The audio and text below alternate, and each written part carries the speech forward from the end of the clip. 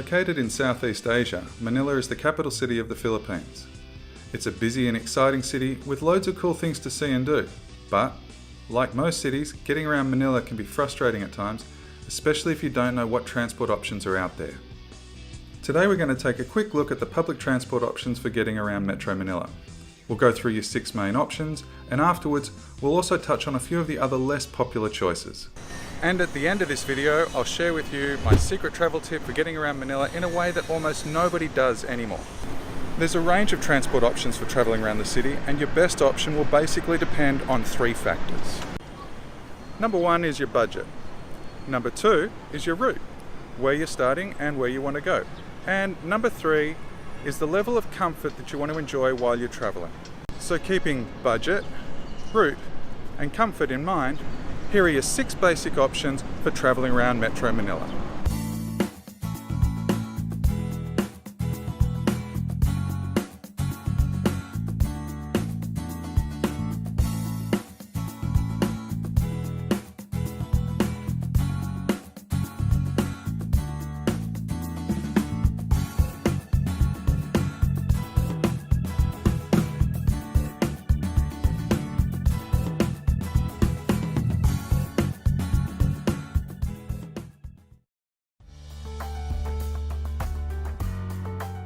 Tricycles are great. They're a super convenient and really cheap way to travel down the back streets. The downsides are that they're generally small and a bit cramped, especially if you're tall like me. They're also restricted to certain areas, so they can't go out on major roads. But if it's raining or if it's sunny and super hot, tricycles are a great way to cover distance in the back streets really fast. Most fares are between 20 and 80 pesos or between 50 cents and $2. If you want to grab a tricycle, all you have to do is raise your arm when you see a vacant one and they'll stop beside you. Or you can approach a group of them when they're parked on the side of the road in a row and you'll be directed to the next available tricycle. Simple, cheap, and really cool fun.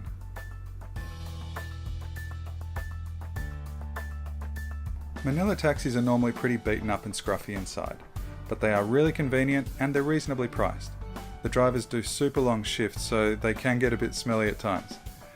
You can get almost anywhere in Manila for less than 1,000 pesos or $25, and most fares are normally around 200 to 400 pesos or 5 to 10 bucks. Another problem with hailing taxis in Manila is that the drivers will quite often refuse to take you where you want to go, which means it can be a while before you find a driver who's willing to help you out. And taxis can be really hard to get during peak hours. GrabCar is a big step up from hailing a taxi on the sidewalk. It's like the Philippines version of Uber. You simply download the Grab application on your smartphone, type in where you are and where you want to go, and the app sends out requests to drivers nearby. You can see the fare in advance so you know exactly how much the ride will cost, and the app even gives you a countdown in minutes to your driver's arrival. The cars are nearly always clean, tidy and new, and the drivers are nearly always friendly and usually speak really good English. You pay cash at the end of your journey, just like a taxi, and this is definitely 100% my favourite go-to choice for getting anywhere in the city. Thank you. Thank you, sir. Have a nice day. You too.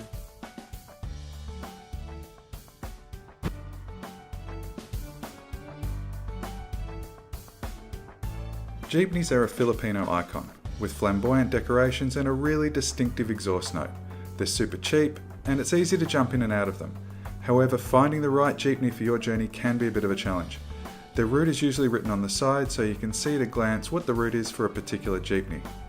It's a fun and easy way to cover distance around the city, but they are cramped and they do get hot inside.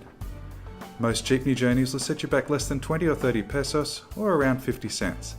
If you're travelling around the Philippines, it's definitely worth jumping into a jeepney at some point, even if it's just for a quick ride up the street to save you walking in the hot tropical sun.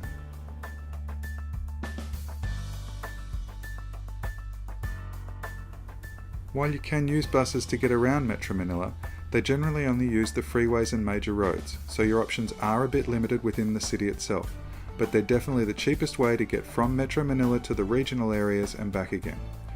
Buses come in a range of styles, from windowless open-air buses to long-range luxury coaches, but be warned that the air-conditioned buses are usually freezing cold and they often play their movies really loud, so bring a jacket and earplugs for those ones. Bus fares do vary a lot in the Philippines, but prices are generally available online. and most buses will display their destination on a large sign in their front window.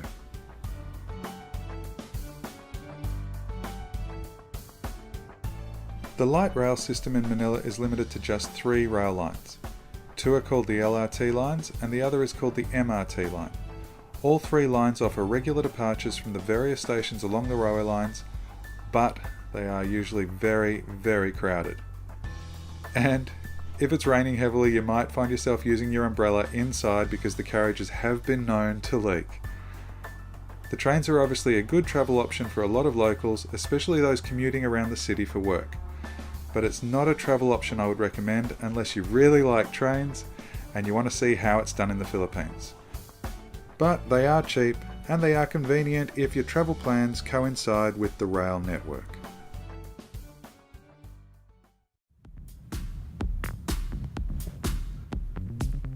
Of course, there are a few other transport options that I haven't gone into here. For example, you can hire a private van for around 3,000 to 4,000 pesos a day, or $75 to $100 with a driver.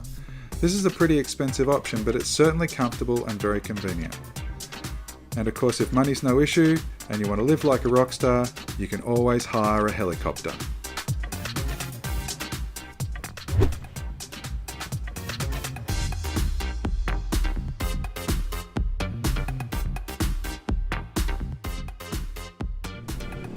Like most people, I walk at around 5 kilometers an hour.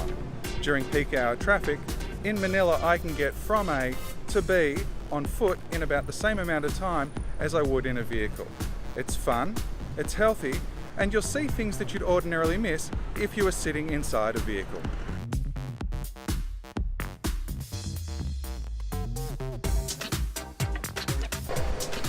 A lazy 1-hour walk will get you a long way around Manila, and it's surprising how few people do walk longer distances around town. Provided it's not too hot or raining heavily, walking is a great way for getting around the city.